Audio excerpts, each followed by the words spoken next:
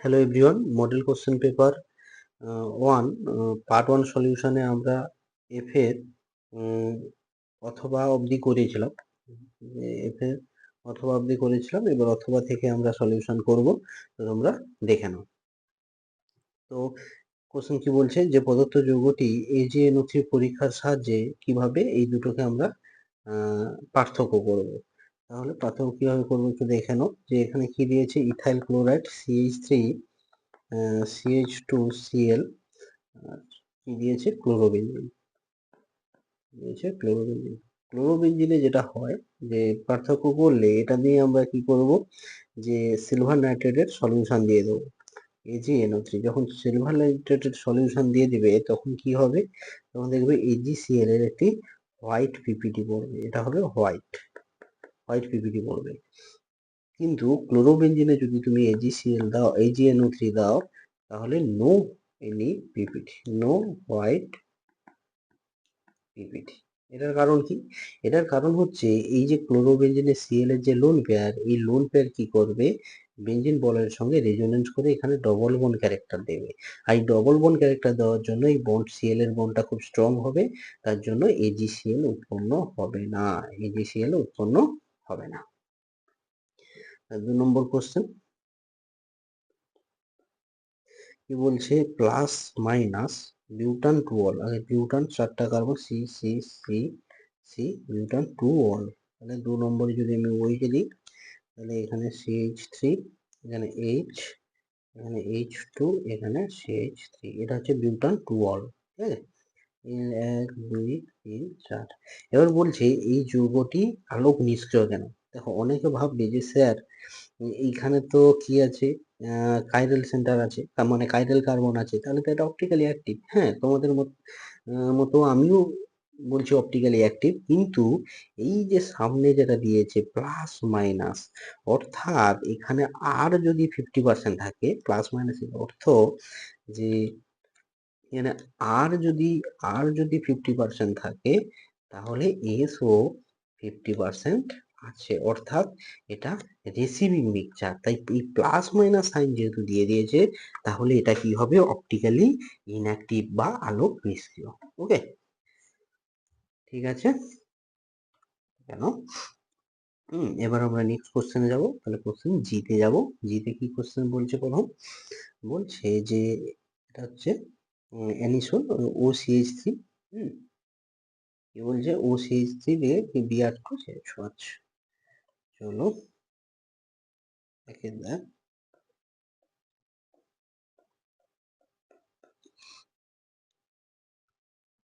OCH3 এটা হচ্ছে অ্যানিসোন। এর নাম হচ্ছে অ্যানিসোন, লিখে দিচ্ছি। নাম কিন্তু প্রত্যেকটার প্র্যাকটিস করবে, কারণ নাম না জানলে কিন্তু অর্গানিকের নাম্বার কাটার সম্ভাবনা প্রবল। CH3COOH, তাহলে এটা কি হবে,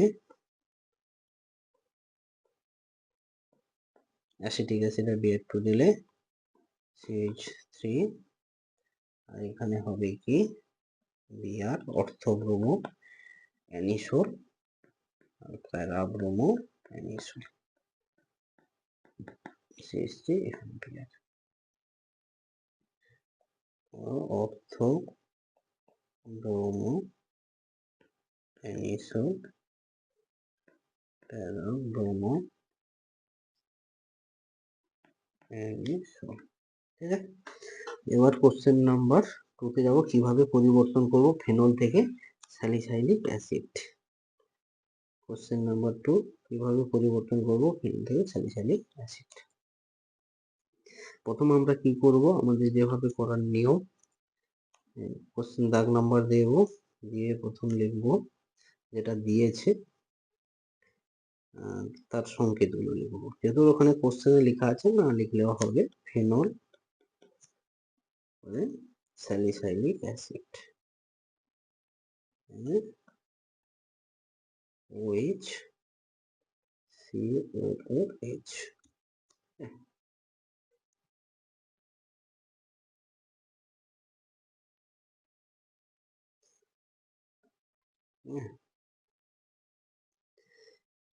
এবার প্রথম কি দেবো, NaOH আর CO2। আমরা মেকানিজমে যাব না, যেভাবে আমাদের সিম্পল বলেছে সেভাবে 413 কেলভিন টেম্পারেচার দিলে কি হয়, সোডিয়াম স্যালিসাইলেট উৎপন্ন হয়। OH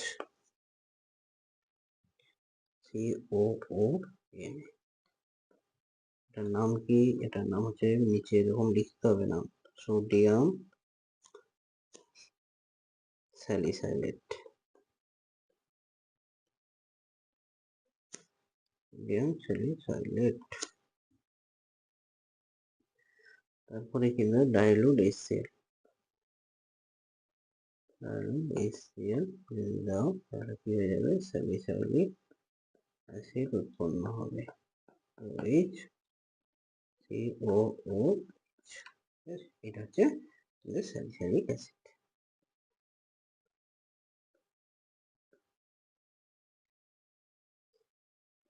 সাইলিক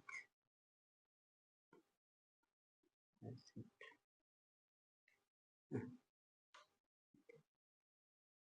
এবার 3 নম্বর কোশ্চেন ঠিক আছে, তাহলে এটা আমার কনভার্সন হয়ে গেল। এবার 3 নম্বর কোশ্চেন কি বলছে, যে ইথানল জলে দ্রাব্য, হ্যাঁ ইথানল জলে দ্রাব্য কিন্তু 1 ডেকানল জলে অদ্রাব্য কেন? ঠিক আছে, ইথানল জলে দ্রাব্য 1 ডেকানল জলে অদ্রাব্য কেন, দেখে নাও একটু, এখানে আমি ক্লিয়ার করছি, ক্লিয়ার করে দিচ্ছি, তোমরা পজ করে তুলে নেবে, তাহলে কোশ্চেনটা না দেখা গেলে ঠিক সুন্দর বোঝা যায় না।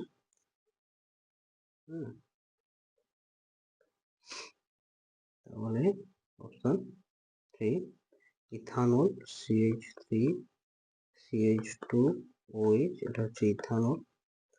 আর ডেকানল 1 ডেকানল, যেটা হচ্ছে কটা কার্বন, 10টা carbon, CH3 CH2 whole 8 CH2OH, এটা হচ্ছে 1 ডেকানল।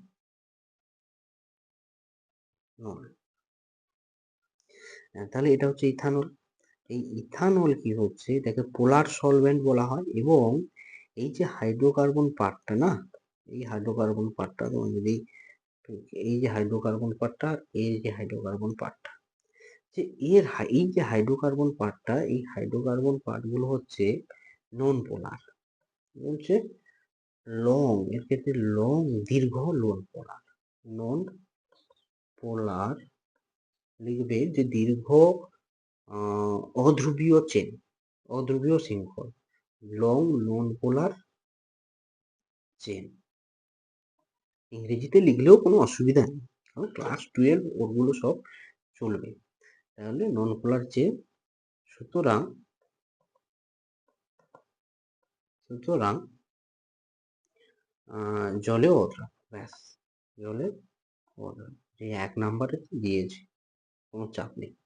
আর এটা কি, এটা পোলার সলভেন্ট, এটা এটা জলে দ্রাব্য, এবং এখানে কি হাইড্রোজেন বন্ড ফর্ম হয়, দুটোর ক্ষেত্রে হাইড্রোজেন বন্ড ফর্ম হলেও ধরলেও এখানে তো হাইড্রোজেন বন্ডটাকে ঘিরে রেখে দেবে, এই হাইড্রোজেনটাকে কি হবে, ঘিরে রেখে দেবে নন পোলার যে চেনটা, ঠিক আছে, জলে অদ্রাব্য, আর এটি জলে দ্রাব্য। এটি কি নন পোলার পার্টটা খুবই ছোট, তাই বলে যে অধ্রুবীয় পার্টটি খুবই ছোট, তাই এটি সহজে জলের সঙ্গে হাইড্রোজেন বন্ড করলে বা জলে দ্রবীভূত হয়ে যায়। তারপরে কোশ্চেন হিন্সবার্গ বিকারক, ঠিক আছে, হিন্সবার্গ বিকারকটা কি, যে হিন্সবার্গ বিকারক হলো বেনজিন সালফোনিল ক্লোরাইড। হিন্সবার্গ বিকারক,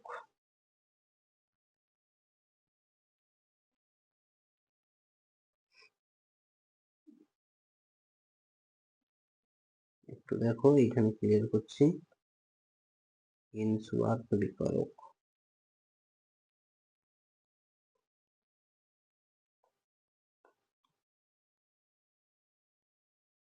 এই দাগের 1 নম্বর। হিন্সবার্গ বিকারক হলো কি, বেনজিন সালফোনিল ক্লোরাইড, যার স্ট্রাকচারটা হচ্ছে C6H5, benzene সালফোনিল chloride, SO2 Cl2, এটা হচ্ছে বেনজিন সালফোনিল ক্লোরাইড। ঠিক আছে, বেনজিন সালফোনিল ক্লোরাইড, যেটা কি করতে লাগে, এটা হচ্ছে প্রাইমারি, সেকেন্ডারি আর টার্সিয়ারি অ্যামিনের পার্থক্য করার কাজে, পার্থক্যকরণের ক্ষেত্রে এই রিয়েজেন্টটা ব্যবহার করা হয়। ঠিক আছে, এবার আমরা করব 2 নম্বর কোশ্চেন। করে নিচ্ছি একটু। 2 নম্বর কোশ্চেন, একটু দেখো। বলছে কার্বন, হাইড্রোজেন, নাইট্রোজেন এবং অক্সিজেন মিলে একটি জৈব যৌগ A, বা সোডিয়াম, এবং বলছে সোডিয়াম হাইড্রোক্সাইড এবং ব্রোমিনের সঙ্গে বিক্রিয়া করে। কি করে? সোডিয়াম হাইড্রোক্সাইড NaOH এবং ব্রোমিনের সঙ্গে Br2। দেখো এইটা দিয়ে দিয়েছে মানে NaHBr2, তাহলে তোমাকে বুঝে নিতে হবে হফম্যান ডিগ্রেডেশন রিঅ্যাকশন, অর্থাৎ এটার মধ্যে CONH2 আছে, এইটা তোমাকে বুঝে নিতে হবে। তারপরে কি বলছে, ব্রোমিনের সঙ্গে বিক্রিয়া করে বি তৈরি করে। তারপরে বলছে বি যৌগ উৎপন্ন করে সোডিয়াম নাইট্রাইট ও হাইড্রোক্লোরিক অ্যাসিডের সঙ্গে বিক্রিয়া করে ইথাইল অ্যালকোহল উৎপন্ন করে। এই বি যৌগটা সোডিয়াম নাইট্রাইট মানে NaNO2 প্লাস ডাইলুট HCl বা HCl এর সঙ্গে রিঅ্যাকশন করে কি বলছে ইথাইল অ্যালকোহল উৎপন্ন করে, CH3 CH2OH উৎপন্ন করে। তাহলে এটা দিলে কখন এটা উৎপন্ন হয়? নিশ্চয়ই এই যৌগটা, এই OH এর জায়গায় NH2 আছে, তাহলে আমরা বি পেয়ে গেলাম CH3 CH2NH2। এইটা ছিল, তাহলে এইটার NH2 টা OH হয় এই রিয়েজেন্টটা দিলে, আমরা জানি। তাহলে আমরা কি করলাম যে এটা ইথাইলামিন নিয়ে নিলাম, আর ইথাইলামিনটা কোনটার হফম্যান ডিগ্রেডেশন করলে হয় সেটা আমরা ব্যাকওয়ার্ডে পেয়ে যাবো, যে এইটা যদি এরকম হয় CH3, যেমন কার্বন সংখ্যা কমানোর জন্য লাগে CH3 CH2CO NH2, যে এইটা থেকে আমরা কি পেয়ে যাবো? বি পেয়ে যাবো যদি হফম্যান ডিগ্রেডেশন হয়। তাহলে আমাদের এ কি হবে? আমাদের এ হবে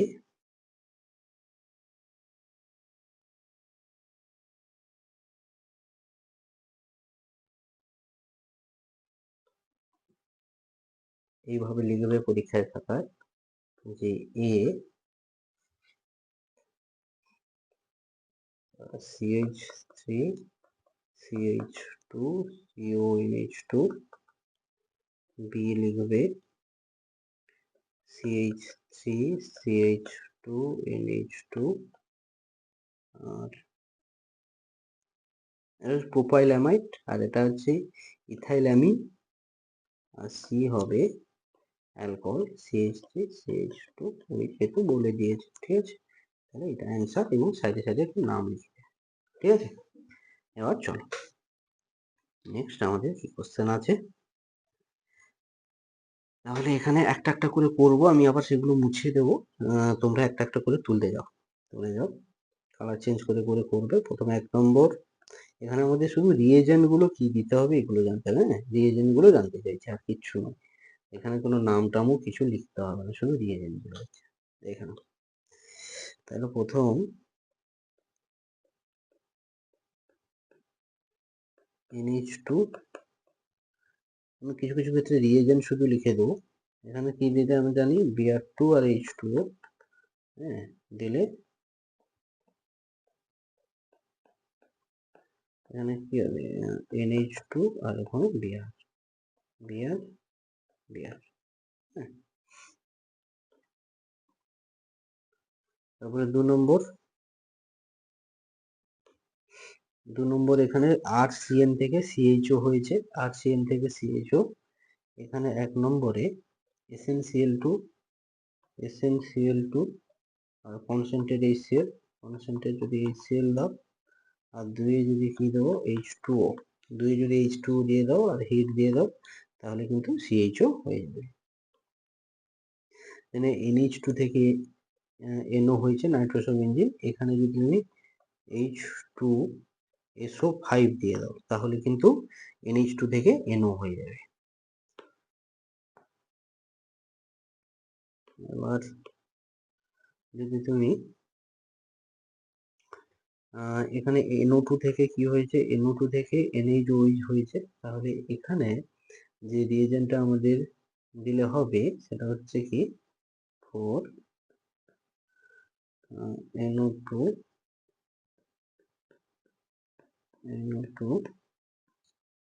এই জিনিসটা CH3 COOH plus CH3 COON sodium acetate লবণ প্লাস জল,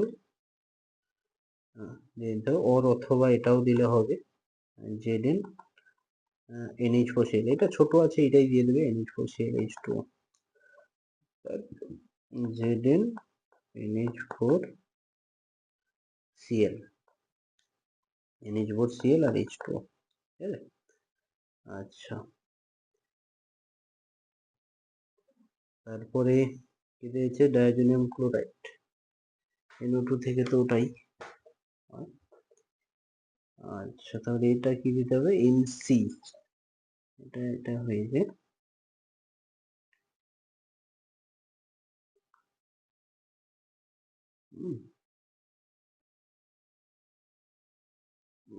আচ্ছা, এই রিয়েজেন্টটা এখানে নয়,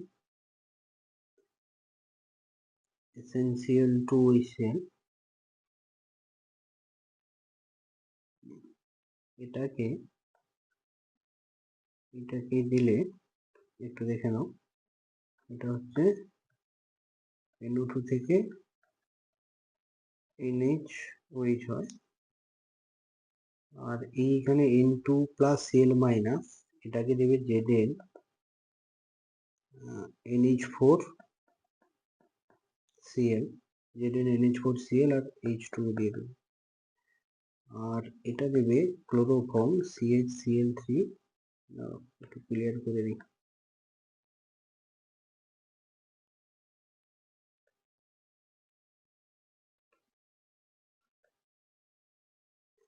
এটাকে দেবে NH2 থেকে NC, এটা হচ্ছে তোমার যেটা হয় carbyl amine reaction, chloroform CHCl3 plus KOH, chloroform দিলে ক্লোরোফর্ম আর KOH দিলে ওটা NH2 থেকে NC হয়ে যাবে, ঠিক আছে?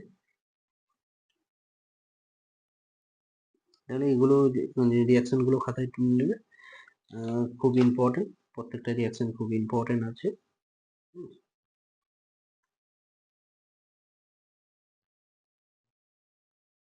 এবার কোশ্চেন কি প্রোটিনের ডিনেচারেশন, প্রোটিনের ডিনেচারেশন আমরা দেখব যে কি বলছে, যে প্রোটিনের ডিনেচারেশন কাকে বলে, যে জৈবিক তন্ত্রে উপস্থিত প্রতিটি নির্দিষ্ট প্রোটিনের নির্দিষ্ট ত্রিমাত্রিক গঠনাকৃতি ও জৈবিক সক্রিয়তা বর্তমান, এই প্রোটিনকে নেটিভ প্রোটিন বলে। যদি নেটিভ প্রোটিনের 1 উষ্ণতা পরিবর্তন করা হয়, 2 নম্বর pH পরিবর্তন করা হয়, বা প্রোটিনকে 3 নম্বর ইউভি রশ্মির সংস্পর্শে আনা হয়, তাহলে প্রোটিনের হেলিক্সগুলির ভাঁজ তথা প্যাঁচগুলি খুলে যায়, ফলে বর্তুলার প্রোটিন জলে দ্রাব্য, তন্তুময় প্রোটিন জলে অদ্রাব্য পরিণত হয়ে তঞ্চিত হয়ে যায়। তঞ্চনের ফলে প্রোটিনের এই গঠনাকৃতি ও জৈবিক সক্রিয়তা নষ্ট হয়ে যায় এবং এই ঘটনাকে প্রোটিনের ডিনেচারেশন বলে। উৎপন্ন তঞ্চিত প্রোটিনকে ডিনেচারেশন প্রোটিন বলে। তাহলে এই জিনিসটা তোমাকে ডেফিনিশনটা বলে দিতে হবে, বলে দিলে মোটামুটি তুমি নাম্বার পেয়ে যাবে, কোনো অসুবিধা নেই। তারপর কি আছে 2 নম্বর কোশ্চেন, গ্লুকোজের সঙ্গে টোলেন্স বিকারকের বিক্রিয়ায় কি উৎপন্ন করে, গ্লুকোনিক অ্যাসিড উৎপন্ন করে, যেটা আমি তোমাদের নিচে দেখে নিচ্ছি। তার আগে একটু দেখে নাও যে একটি ডাইস্যাকারাইডের নাম লিখো যেটি অ্যাসিড মাধ্যমে আদ্র বিশ্লেষিত হলে গ্লুকোজ উৎপন্ন করে।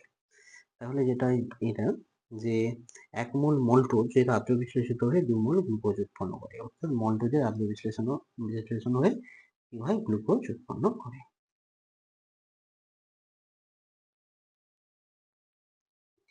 ঠিক আছে, এবার কি বলছে যে গ্লুকোজের সঙ্গে টোলেন্সের বিক্রিয়া। গ্লুকোজটা কি 2 3 4, এখানে CHO, এখানে OH, এখানে H, এখানে OH, এখানে OH, এখানে CH2OH, ঠিক আছে, এখানে H, এখানে H, এখানে OH, এখানে H। এবার একে যদি Ag2O সিলভার মানে টোলেন্স বিকারকের সঙ্গে রিঅ্যাকশন করানো হয় তাহলে অক্সিডাইজড হয়, এখানে কি হয় COOH, OH, H, OH, OH, CH2OH, H, H, OH, H। এটা হচ্ছে কি গ্লুকোনিক অ্যাসিড। গ্লুকোনিক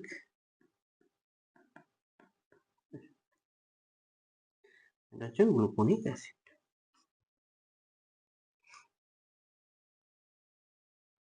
এবার আমরা কোশ্চেন নাম্বার 5 এর দাগে যাব, যেটা কেমিক্যাল কাইনেটিক্স থেকে খুব ইম্পর্টেন্ট একটা কোশ্চেন দিয়েছে। তাহলে কি বলছে যে একটু তোমরা দেখে নাও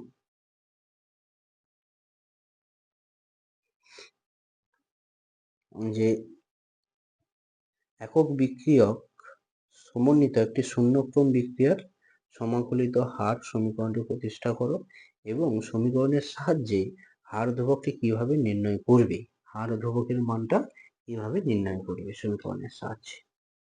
তাহলে সোজা কথা সমীকরণটি প্রতিষ্ঠা করতে হবে এবং সঙ্গে হার ধ্রুবকের মানটা কিভাবে নেওয়া, তো হার ধ্রুবক সমানটা আমাকে লিখতে হবে। ঠিক আছে, এটা আমি উপরের দিকে করছি, একটু দেখে নাও। এইখান থেকে করছি জিরো অর্ডার রিঅ্যাকশন।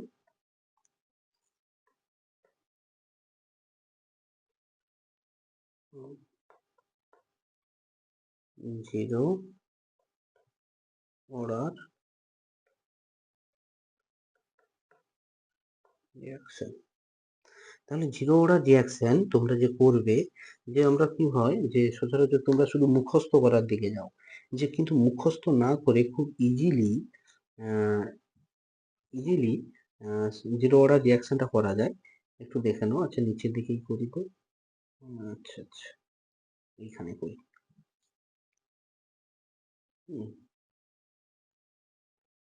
এবার দেখো, তাহলে জিরো অর্ডার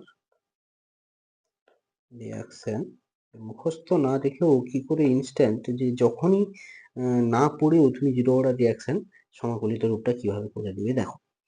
যে কি বলছে যে জিরো অর্ডার রিঅ্যাকশন আমরা কি জানি, ধরে নেবো একটা A2P রিঅ্যাকশন হয়েছে, এই রিঅ্যাকশনটা জিরো অর্ডার রিঅ্যাকশন। এবার ধরো এখানে আমি যখন টি সমান ধরো জিরো, রিঅ্যাকশন শুরু হয়নি, তখন এর কনসেন্ট্রেশন হলো A0 ছিল, পি তখন জিরো ছিল, উৎপন্ন হয়নি। যখন টি সমান টি তখন এ সমান এরকম ছিল এটি, আর এটা ধরো এক্স হয়েছে।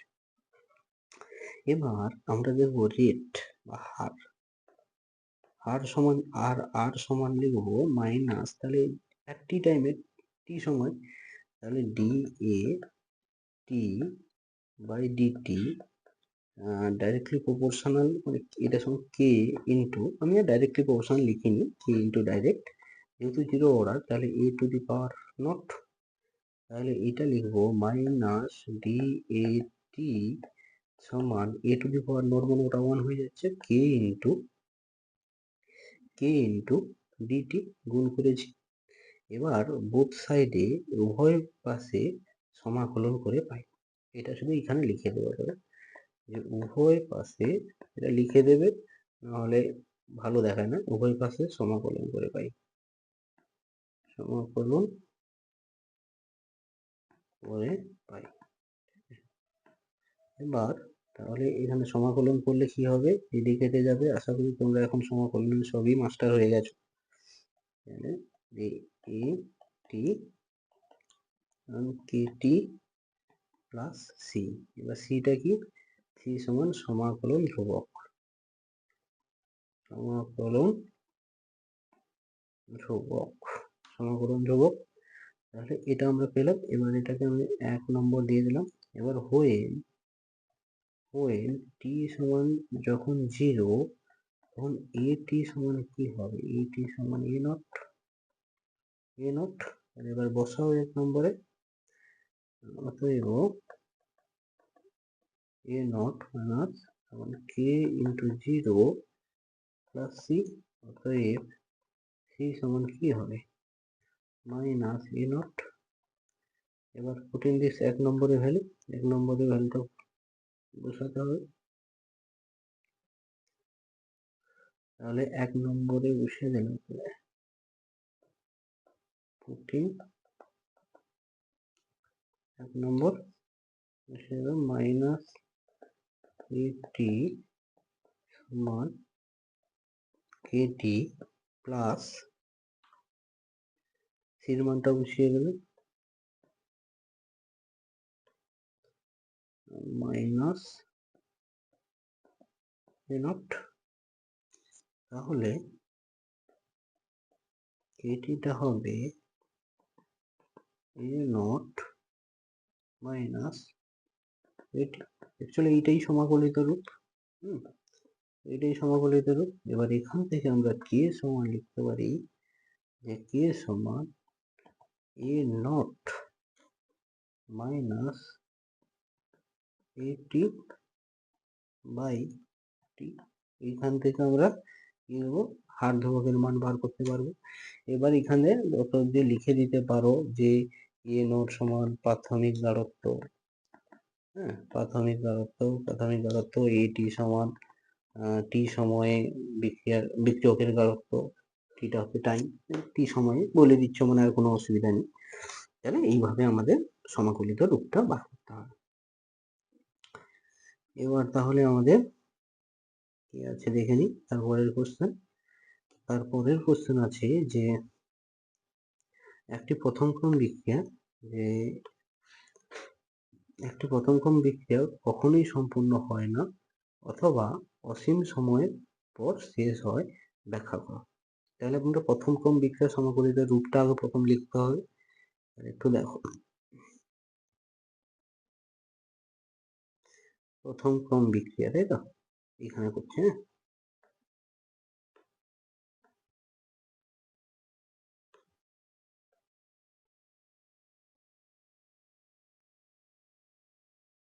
প্রথম ক্রম বিক্রিয়া একটু এখানে করছি।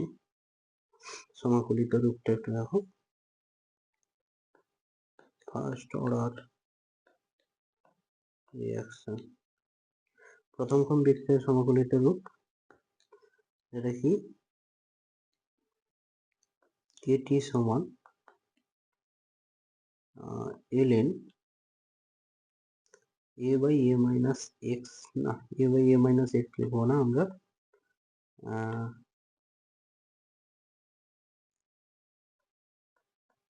a নট বাই এটি। এটি অবশিষ্ট সময়ের গাঢ়ত্ব, এর গাঢ়ত্ব টি সময় পরে এর গাঢ়ত্ব, আর প্রাথমিকভাবে এ নট। এবার এখান থেকে আমরা কি লিখতে পারি, যেটা হচ্ছে প্রথম ক্রম বিক্রিয়ার সমাকলিত রূপ। ঠিক আছে, এটা প্রথম ক্রম লিখে দেবে। এবার অ্যাজ ইউজুয়াল মিনিং প্রমাণ করতে হবে না, যা কোশ্চেন দিয়েছে তোমাকে প্রমাণ করতে হবে না। এবার এখান থেকে আমি যদি লিখি এ নট, যেহেতু ln আছে এটি, তাহলে এটাকে আমি কি ই টু দি পাওয়ার কেটি লিখতে পারি, ই টু দি পাওয়ার কেটি লিখতে পারি। এবার এখান থেকে আমি লিখতে পারি এটি সমান এ নট, মানে আমি উল্টে দিলাম, তাহলে এটা কি আসবে e to the power minus KT. এবার যদি এ টি সমান লিখি, এ টি সমান A nought into e to the power minus KT. এবার দেখো হোয়েন লিখে দাও, হোয়েন এটি কি টি সময় অবশিষ্ট কনসেন্ট্রেশন তো বিক্রিয়কে, তাহলে এটিটা যখন 0 হয়ে যাবে তখন কি, হোয়েন এটি সমান যখন 0, কনসেন্ট্রেশন 0, তখন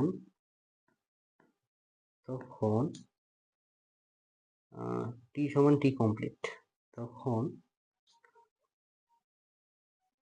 বিক্রিয়াটি, এখন লিখে বিক্রিয়াটি সম্পূর্ণ হয়েছে। এবার এটির জায়গায় 0 বসিয়ে দেবে, তাহলে A nought e to the power minus K T সমান 0, তাহলে e to the power minus K T সমান 0। তাহলে এটা 0 কখন হবে? যখন টি এর মানটা ইনফিনিটিতে হবে, e to the power minus infinity হলে 0 হবে। তাহলে অতএব এখানে লিখে দেবে টি সমান ইনফিনিটি।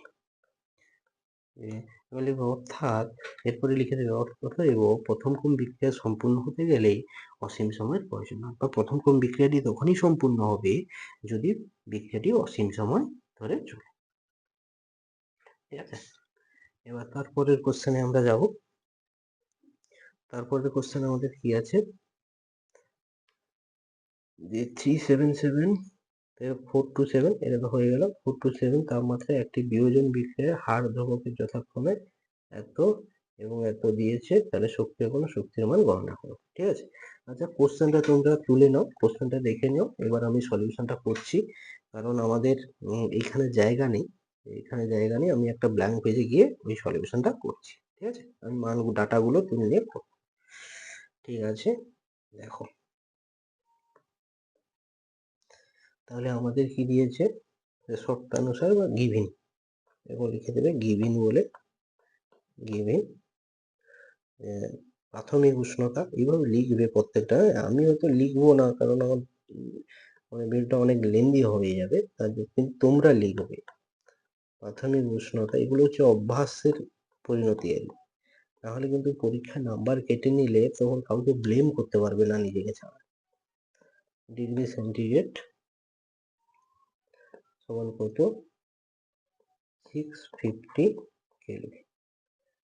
তাহলে অন্তিম উষ্ণতা আমি আর লিখছি না, আমি মুখে মুখে বলে বলে দিচ্ছি, তোমরা তুলে নাও।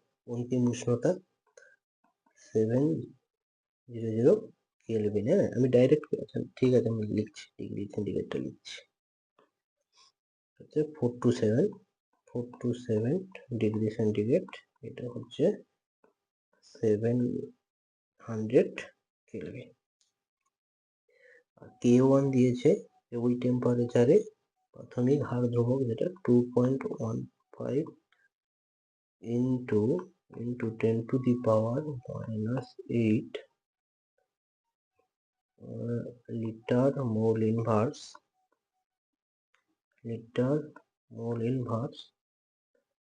second inverse। K2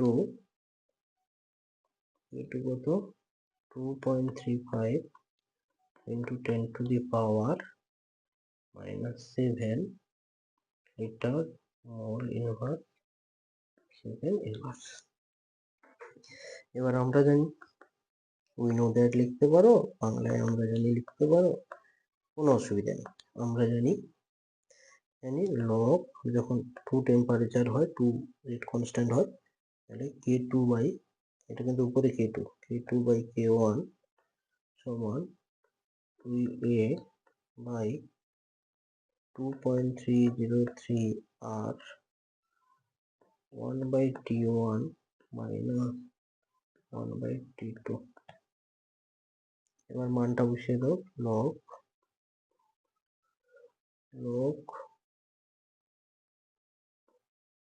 K2 মানটা 2.35 into 10 to the power minus 7, ইউনিটটা কেটে যাবে আর বসাচ্ছি না, 2.15 into 10 to the power minus 8 সমান, ইয়ে তো আমাকে বার করতে হবে শক্তি গ্রহণ শক্তি, 2.303 8.314, আর এর মান বসিয়ে দেবো জুলে, দেখি 1/650 মাইনাস, আর এইটা ক্যালকুলেশন করবে তোমরা, ক্যালকুলেটারে কি করবে, ইনভার্স মেরে দেবে, হ্যাঁ, তাহলে এটা ক্যালকুলেশন করতে সুবিধা হবে। 650 ইনভার্স মাইনাস 700 ইনভার্স, তাহলে এখান থেকে আমরা ইয়ে বার করলে যেটা পাবো সেটা হচ্ছে কি 175.6 কেজে মোলের মাস। আমি আর বাকি সমাধানটা করছি না, ডাইরেক্ট ক্যালকুলেটর মেরে দিয়েছি। দেখে তোমরা একটু এদিক ওদিক করে ওটা করে নেবে। এটা বলে দিলাম যে এইটাকে তোমার ক্যালকুলেটারে খুব ইজিলি করা যায়। যেটা হচ্ছে এই দুটোকে কি করবে বলো তো, 600 ইনভার্স মাইনাস 700 ইনভার্স করে নেবে, তাহলে হয়ে যাবে। ঠিক আছে, তাহলে আমি আবার সেই পেয়ে যাব, তাহলে এই কোশ্চেনের অ্যান্সার এটা হয়ে গেল। এরপরে কি বলছে, কার্যকরী সংঘর্ষ ঘটাতে, কি বলছে কার্যকরী সংঘর্ষ ঘটাতে হলে বিক্রিয়ক পদার্থের অণুগুলিকে কি কি বাধা অতিক্রম করতে হয়। তাহলে কি কি বাধা অতিক্রম করতে হয়, যে কার্যকরী সংঘর্ষ করতে হবে অণুগুলিকে দুটি বাধা অর্জন করতে হয়, যে একটা হচ্ছে শক্তিজনিত বাধা আর একটা হচ্ছে বিন্যাসজনিত বাধা। শক্তিজনিত বাধা, কার্যকরী সংঘর্ষ ঘটানোর জন্য বিক্রিয়ক অণুগুলিকে একটি ন্যূনতম শক্তি অর্জন করে এক বিশেষ উচ্চতর শক্তি স্তরে উন্নীত হয় এবং এই শক্তিকে সূচনা শক্তি বা থ্রেশহোল্ড শক্তি বলে। তাহলে সূচনা শক্তি সমান সক্রিয়করণ শক্তি প্লাস বিক্রিয়ক অণুগুলির গড় শক্তি। আর বিন্যাসজনিত বাধা, সূচনা শক্তি বা এর বেশি শক্তির অধিকারী বিক্রিয়ক অণুগুলির মধ্যে কার্যকরী সংঘর্ষ ঘটাতে হলে অণুগুলিকে সঠিকভাবে বিন্যস্ত হতে হয়। এক্ষেত্রে অণুগুলির বিন্যাস এমন হওয়া প্রয়োজন যাতে বিক্রিয়ক অণুগুলির ক্রিয়াশীল অংশগুলি মধ্যে মুখোমুখি সংঘর্ষ ঘটতে পারে। ওকে, তাহলে এখানে একটু দেখে নাও যে যেভাবে এই যে সংঘর্ষগুলো দেখিয়েছে, যে যখন এইভাবে সংঘর্ষ হবে মুখোমুখি, যখন এইভাবে সংঘর্ষ হবে মুখোমুখি, তখন কিন্তু কার্যকরী সংঘর্ষ হবে। আর এইগুলো কিন্তু সবই অসফল, কোনোটাই এফেক্টিভ কন্ডিশন হবে না। ঠিক আছে, তাহলে এই জিনিসটা এভাবে যেভাবেই লেখা আছে পুরোটাই যদি তোমরা একদম লিখে দাও, তাহলে 1 নাম্বারও শোনাতে পারবে না, 1 নাম্বার শোনাতে, এই ছবিটা না দিতে পারো কোনো অসুবিধা নেই, কিন্তু আর বাকিটা তোমার কথায় লিখতে হবে। ঠিক আছে, ঠিক আছে, চলো নেক্সট কোশ্চেন। নেক্সট কোশ্চেন আমরা যাব, যেটা কি বলছে যে বিদ্যাগের ওয়ানটা SF4 এবং SF6 এর মধ্যে কোনটি সহজে আদ্র বিশ্লেষিত হয় এবং কেন। SF4 এবং SF6, তাহলে দেখে নাও যে SF6 সহজে আদ্র বিশ্লেষিত হলেও SF4 সহজে আদ্র বিশ্লেষিত হলেও SF6 আদ্র বিশ্লেষিত হয় না। তার কারণ যে SF4 যৌগে সালফারের কোঅর্ডিনেশনের সংখ্যা বৃদ্ধির সুযোগ আছে। সালফারের সর্বোচ্চ যোজ্যতা হচ্ছে 6, তাহলে SF4 কি সর্বোচ্চই পৌঁছায়নি, সালফার সর্বোচ্চ পৌঁছায়নি। তার জন্য কি সালফার সর্বোচ্চ না পৌঁছানোর জন্য কি সে আরো পৌঁছাতে পারে, তার জন্য কি আদ্র বিশ্লেষিত হওয়া মানে কি জলের সঙ্গে যুক্ত হতে পারে, জলের অক্সিজেন তার সঙ্গে কোঅর্ডিনেট করতে পারে। তার জন্য কি হচ্ছে যে বলে এটি সহজে জলের অণুর সঙ্গে যুক্ত হতে পারে, অর্থাৎ এটি সহজেই আদ্র বিশ্লেষিত হতে পারে। এছাড়া মাত্র 4টি ফ্লোরিন পরমাণু স্টেরিক বাধা সৃষ্টির মাধ্যমে এস পরমাণুকে জলের আক্রমণ থেকে সুরক্ষিত করতে পারে না। মানে 4টা আছে, মানে অত ভিড় নেই, ফাঁকা আছে, H2 অ্যাটাক করতে পারবে সালফারকে। তাই এটিও SF4 এর দ্রুত আদ্র বিশ্লেষিত হওয়ার অন্যতম কারণ। তার জন্য এই বিক্রিয়াটা দিয়ে দেবে। তারপরে বলছে দেখো, অপরদিকে SF6 যৌগে সালফারের কোঅর্ডিনেশন সংখ্যা বৃদ্ধির সুযোগ নেই বলে এটি জল দ্বারা আক্রান্ত হয় এবং 6টি সালফার ঘিরে রাখে, জল দ্বারা আক্রান্ত হয় না, এবং অর্থাৎ আদ্র বিশ্লেষণ সহজে ঘটে না। এছাড়া 6টি এস পরমাণুকে এমন ভাবে ঘিরে রাখে যে স্টেরিক হিন্ড্রেন্স জনিত কারণে এস পরমাণুকে আক্রমণ করতে পারে না, তাই আদ্র বিশ্লেষণ সহজে ঘটে না। তাহলে একটা হলো কি তার +6, অর্থাৎ এসে কোঅর্ডিনেশন সংখ্যা বৃদ্ধির সুযোগ নেই, কারণ সে অলরেডি 6-এ রিচ করে গেছে। আবার কি তার 6টা ফ্লোরিন পরমাণু তাকে স্টেরিক হিন্ড্রেন্স করে মানে ঘিরে ধরে রাখে, যেখানে ওয়াটার গিয়ে অ্যাটাক করার মতো সুযোগ থাকে না। এবার কি আছে 2 নম্বর কোশ্চেন, যে সাদা ফসফরাস এবং কষ্টিক সোডার মিশ্রণকে উত্তপ্ত করলে কি ঘটে। সাদা ফসফরাস ও কষ্টিক সোডার মিশ্রণকে উত্তপ্ত করলে কি ঘটবে। দেখো কি ঘটবে, কি বলছে যে সাদা ফসফরাস বিপরকে গাঢ় কষ্টিক সোডা সহ উত্তপ্ত করলে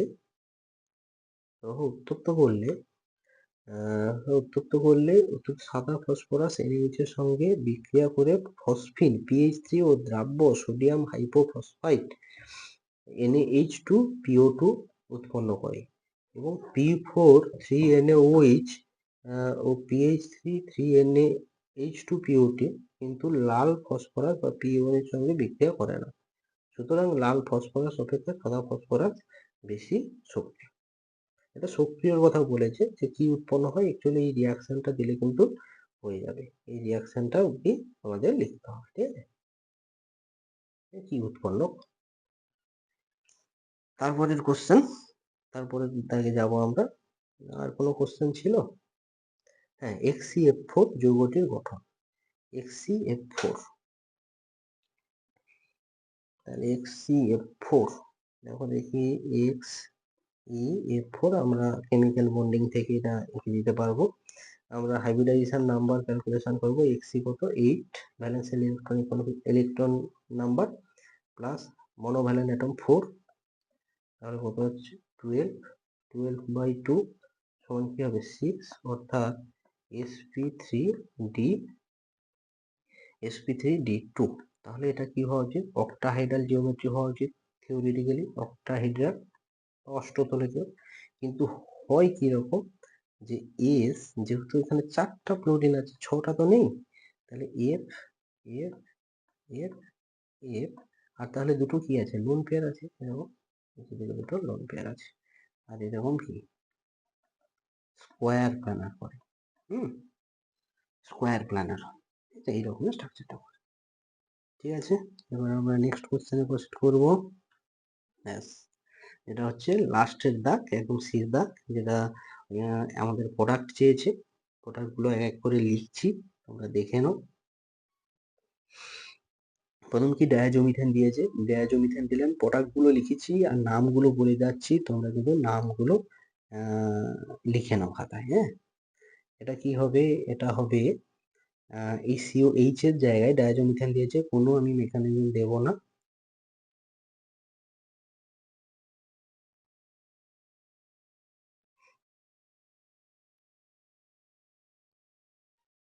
আচ্ছা, কোনো মেকানিজম দিচ্ছি না। দেখো, তাহলে এখানে এখানে কি হবে, এই H এর জায়গায় কি হবে, CH3 হয়ে যাবে। কি হবে, মিথাইল বেঞ্জয়েড উৎপন্ন হবে। হ্যাঁ, এটা হবে মিথাইল বেঞ্জয়েড, এটা হবে মিথাইল বেঞ্জয়েড। তারপরে কি হবে, পার বেঞ্জয়িক অ্যাসিড দিয়েছে, এখানে বি উৎপন্ন হবে। এখানে দুয়ের নিচে নিচে লিখছি যে CH3, বি শুধু বি লিখে লিখছে, ভিডিও লেন্দি হয়ে যাবে। CH3 C ডবল বন্ড ও, এই মাঝে একটা অক্সিজেন ঢুকে যাবে, পার অ্যাসিড দিলে এটা হবে। এটা হবে কি মিথাইল অ্যাসিটেট, নাম কি মিথাইল অ্যাসিটেট। ঠিক আছে, প্রত্যেকটা নাম আমি লিখবো না, মুখে বলে দেবো, তোমরা লিখে। তারপরে কি আছে, তারপরে 3 নম্বর কোশ্চেন। 3 নম্বর কোশ্চেন দিয়েছে CND, সি যেটা হবে আমি লিখে দিচ্ছি, সি হবে সোডিয়াম বেঞ্জয়েট। ঠিক আছে, তাহলে নামটা লিখে নাও খাতায় শুনে শুনে, সোডিয়াম বেঞ্জয়েট। আর ডি হবে বেঞ্জাইল অ্যালকোহল, CH2OH, এটা হচ্ছে বেঞ্জাইল অ্যালকোহল হবে। তারপরে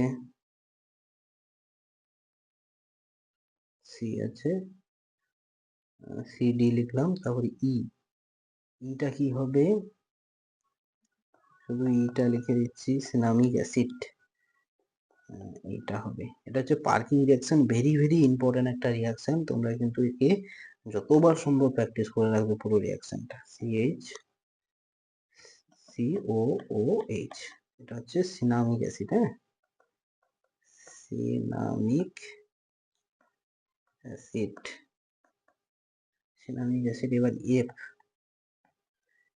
আমি কি করবো, দেখো এবার এফ হচ্ছে কি, যে ওই রিয়েজেন্টটা দিলে যেটা হবে CH3CH2COOH, এটা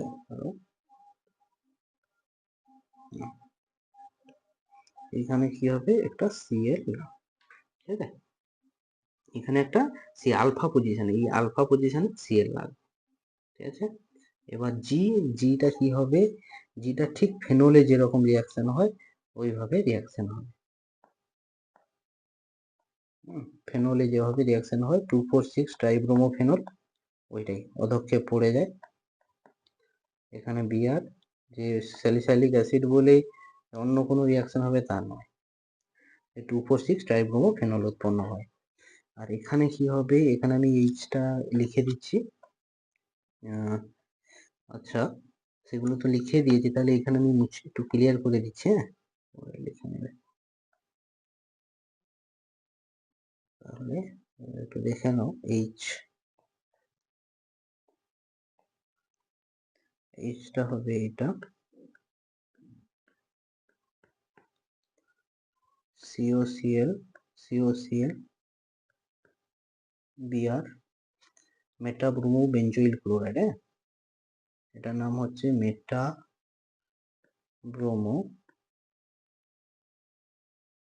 benzoyl chloride, মেটাব্রোমো benzoyl chloride. H, তারপরে আইটা কি হবে, এইটা হবে এইটা সিও। আমি পুরো রিয়াকশনটাই লিখতাম, কিন্তু পুরো রিয়াকশনটা লিখলে অনেক টাইম চলে যাবে, তাই শুধু প্রোডাক্টটা ডাইরেক্ট লিখে দিচ্ছি, মেটাব্রোমো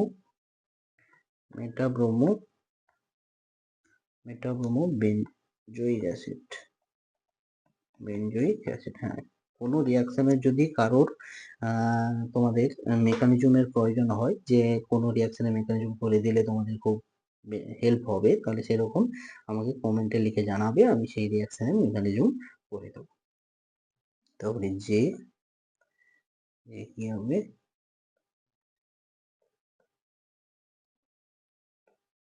মানে NH2 Br,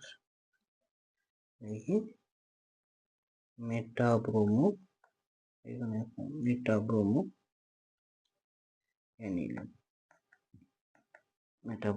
অ্যানিল, ঠিক আছে।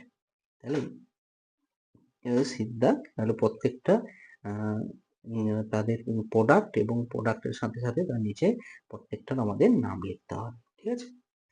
এবার চলো, তাহলে এবার আমরা কি করব, রূপান্তর করব, ঠিক আছে। রূপান্তর কি বলেছে, রূপান্তর বলছে যে অ্যাসিটিক অ্যাসিড থেকে প্রোটনিক অ্যাসিড, এটা খুব ভালো ইন্টারেস্টিং একটা রূপান্তর। হ্যাঁ, অ্যাসিটিক অ্যাসিড থেকে কি বলছে, প্রোটনিক অ্যাসিড। তাহলে প্রথম আমরা একটু এইগুলো ক্লিয়ার করে নেব, তোমরা একটু দেখে নামগুলো লিখে নাও। হ্যাঁ, ক্লিয়ার করে দিচ্ছে, আর যেটা নাম লিখতে দেরি হবে ভিডিওটা পজ করে দেবে, পজ করে নামগুলো লিখে নে। তাহলে অ্যাসিটিক অ্যাসিড থেকে এবার কি করব, অ্যাসিটিক অ্যাসিড থেকে প্রোটনিক অ্যাসিড, তাহলে অ্যাসিটিক অ্যাসিড CH3, প্রথম COH যেটা থেকে কনভার্সন করছে সেইগুলো আগে লিখবো, তাদের স্ট্রাকচার গুলো। Protonic acid CH3 CH double bond CH COOH, ঠিক আছে। এবার একে যদি কনভার্সন করতে হয়, প্রথম আমরা একে যেটা দেবো থাইনিল ক্লোরাইড, SOCl2 দিতে পারো, PCl5 দিতে পারো, দিলে কি হবে, অ্যাসিটাইল ক্লোরাইড হয়ে যাবে, COCl। দেখো আমি নামগুলো বলছি, তোমরা কিন্তু লিখে নাও নিচে নিচে, এটা হচ্ছে অ্যাসিটাইল ক্লোরাইড। একে এবার আমরা রোজেনমান্ট বিজারণ করব, PDBSO4। হ্যাঁ, BSO4 দিলে কি হয় বলতো, এই Cl এর জায়গায় H হয়ে যাবে, হাইড্রোজেন ঢুকে যাবে, তার জন্যই বিজারণ বলছি। তাহলে এটা কি হয়ে যাবে, CH3 C double bond OH, এটা হচ্ছে অ্যাসিটালডিহাইড, এটা হচ্ছে কি অ্যাসিটালডিহাইড। এরপরে একে যদি আমরা ডাইলুট কি দেবো, NOH দিয়ে দেবো, ডাইলুট NOH দিই, তাহলে অ্যালডোল কনডেনসেশন হবে। এবং সঙ্গে যদি হিট একসঙ্গে দিয়ে দেবো -H2O, মানে অ্যালডোল হয়ে তার সঙ্গে কনডেনসেশন হয়ে যাবে, জল বেরিয়ে যাবে, বেরিয়ে গিয়ে কি হয়ে যাবে, এটা হয়ে প্রোটোনালডিহাইড উৎপন্ন হবে, CH ডবল বন্ড CH। হ্যাঁ, এটা হচ্ছে প্রোটোনালডিহাইড। তোমরা কিন্তু প্রত্যেকটা নাম কিন্তু লিখবে, হ্যাঁ, প্রোটোনালডিহাইড,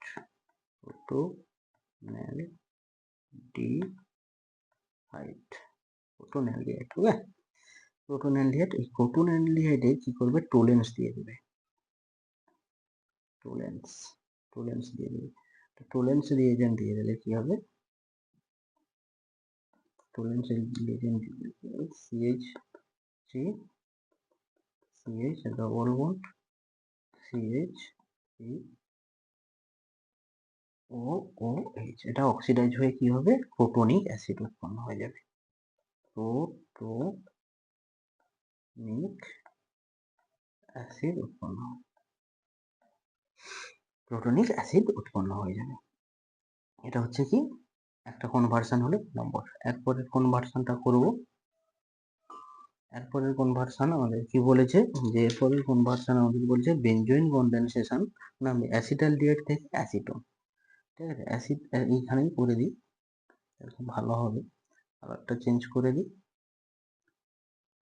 কি বলছে, অ্যাসিটালডিহাইড থেকে অ্যাসিটোন, অর্থাৎ CH3CHO, এটা হচ্ছে অ্যাসিটালডিহাইড, এখান থেকে আমরা অ্যাসিটোন করবো, CH3C ডবল পদে নিচে নিচে নামও লিখে দেবে। হ্যাঁ, এবার কিভাবে কনভার্সন করব, একে ফার্স্ট, আচ্ছা একটু খুলে লিখি, তো খুলে লিখলে খুব ভালো হবে। আচ্ছা, এবার এই acetaldehyde CH3C double bond O CH3H, এখানে কি হবে CH3MgI মাইনাস এসে এখানে অ্যাটাক করবে, উঠে যাবে, উঠে গিয়ে কি হবে, একটা জুতো যৌগ তৈরি করবে, O মাইনাস MgI যোগ হয়ে থাকবে, আর এখানে H থাকবে, আর এখানে CH3 লেগে এটা থাকবে। ঠিক আছে, এবার এরপরে কি হবে, একে যদি আমরা H3O প্লাস দেই তাহলে কি হবে, CH3 সেকেন্ডারি অ্যালকোহল তৈরি হবে, CH3 এখানে কি হয়ে যাবে OH, এটা কি হবে 2 প্রোপানল। ঠিক আছে, এটা 2 প্রোপানল, নামটা লিখে নাও প্লিজ, এটা 2 প্রোপানল হবে। এবার এখানে যদি আমি K2Cr2O7 প্লাস H2SO4 দিই, তাহলে এটা কি হবে CH3C double bond O CH3 acetone উৎপন্ন হয়। ঠিক আছে, তাহলে দুটো কনভার্সন আমাদের কমপ্লিট হয়ে গেল, যে অ্যাসিটালডিহাইড থেকে অ্যাসিটোন আর অ্যাসিটিক অ্যাসিড থেকে ফোটনিক অ্যাসিড। এবার আমরা যে এক্সাম্পলটা করব বেনজোইন কনডেনসেশন থেকে বিক্রিয়ার উদাহরণ, কনডেনসেশন থেকে বেনজোইন কনডেনসেশন বিক্রিয়ার উদাহরণ। ঠিক আছে, তোমরা একটু তুলে নাও। হ্যাঁ, এখানে ক্লিয়ার করে আমি বেনজোইন কনডেনসেশন ইকুয়েশনটা রিঅ্যাকশনটা লিখবো। ঠিক আছে, তুলে নিয়েছো? ঠিক আছে, যদি সময় না হয় থাকে তোমরা পজ করে তুলে নেবে। ঠিক আছে, ক্লিয়ার করে দিচ্ছি। এবার আমরা কি করব, বেনজোইন কনডেনসেশন, দুয়ের দাগ, বেনজোইন কনডেনসেশন।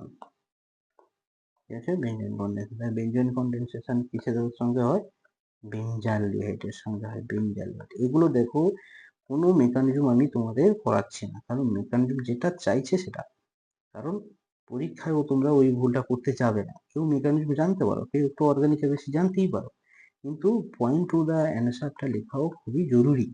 কারণ স্যার ইগো হার্ট হবে এরকম যদি কিছু করতে যাও পরীক্ষায়, তাহলে কিন্তু খুব সমস্যায় পড়ে যাবে। স্যার কিন্তু নাম্বার যদি দেবে না বলে কারোর কিছু করার থাকবে না। তাহলে এখানে এরকম বেনজালিয়াদের সঙ্গে রিঅ্যাকশন করলে এরকম হবে CH C double bond O,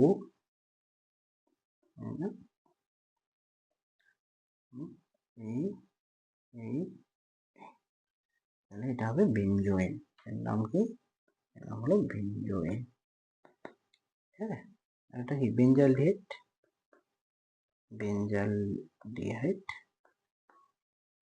ঠিক আছে, যাই হোক, আর কোশ্চেন না, আর কোনো কোশ্চেন নেই, এটা না, আর একটা কোশ্চেন আছে, কোনো কোশ্চেন নেই, সরি, আর একটা কোশ্চেন আছে। আসলে একটা পুরো পেপার করতে গেলে অনেক লেন্দি, মানে তার জন্য আমিও মানে ভাবছি যে কখন শেষ হয়ে যাবে। আচ্ছা, 3 নম্বর কোশ্চেন আছে, দেখে নাও। কোনো কোশ্চেন ছাড়বো না, কারণ এই সিরিজ আমি বানিয়েছি তোমাদের সুবিধার্থে, কারণ আমি চাই তোমরা যেন অতি সহজে পুরো ডিটেল সলিউশন পেয়ে যাও। তাহলে কি বলছে, যে দুটি জৈব যৌগ এ এবং বি যাদের আণবিক সংকেত এটা, তাহলে অ্যাসিডগুলি শনাক্ত করুন। তাহলে আমি যদি একটা কি বলছে C2H4O2, আর একটা কি বলছে C2H2O4। তাহলে C2H4O2 হবে, যেটা হচ্ছে অ্যাসিটিক অ্যাসিড। এটা নর্মাল, বেশি ভাবতে গেলে কিন্তু মাথায় আসবে না। এটা হচ্ছে অ্যাসিটিক অ্যাসিড, দেখো C2H4O2 হয়ে গেছে। আর এটা হচ্ছে অক্সালিক অ্যাসিড, ঠিক আছে, এটা হচ্ছে অক্সালিক অ্যাসিড, COOH, C2O4H2। তাহলে এটা হচ্ছে অ্যাসিটিক অ্যাসিড, অ্যাসিটিক অ্যাসিড, এটা হচ্ছে অক্সালিক অ্যাসিড, অক্সালিক অ্যাসিড। ওকে, কমপ্লিট। ঠিক আছে, যে তাহলে তোমরা এটা প্রথম কি করবে, প্রত্যেকটা প্রবলেম খাতায় ভালো করে তুলে নেবে, এবং তুলে নেওয়ার পর একদম তুলে নেবে, ঠিক 2 দিনের মধ্যে পুরো পড়ে মুখস্থ করে কমপ্লিট। ঠিক আছে, কাজ ফেলে রাখবে না। তাহলে এইভাবে আমরা যদি 15টা মডেল পেপার সুন্দর করে মুখস্থ করে এবং খাতা রেডি করে রেখে দেবো, কোনো প্রবলেম, এই 15টা মডেল পেপারের মধ্যে যদি কোনো প্রবলেম দেয়, এইটুকু কনফিডেন্স নিয়ে তোমরা প্র্যাকটিস করবে যে এর মধ্যে কোনো প্রবলেম পড়লে আমি পুরো একদম ছাপিয়ে দিয়ে আসবো পরীক্ষায়। এইভাবে পড়াশোনা করো, ঠিক আছে। তো থ্যাংক ইউ এভরিওয়ান, যে এত মানে মনোযোগ দিয়ে আমার ক্লাসটা দেখার জন্য। তো তোমাদের যদি সত্যিই হেল্প হয়, তাহলে বন্ধুদের সঙ্গে শেয়ার করবে, সবাই একসঙ্গে ভালো পড়াশোনা করে যেন সবাই ভালো করে এইচএসটা দিতে পারো। Thank you.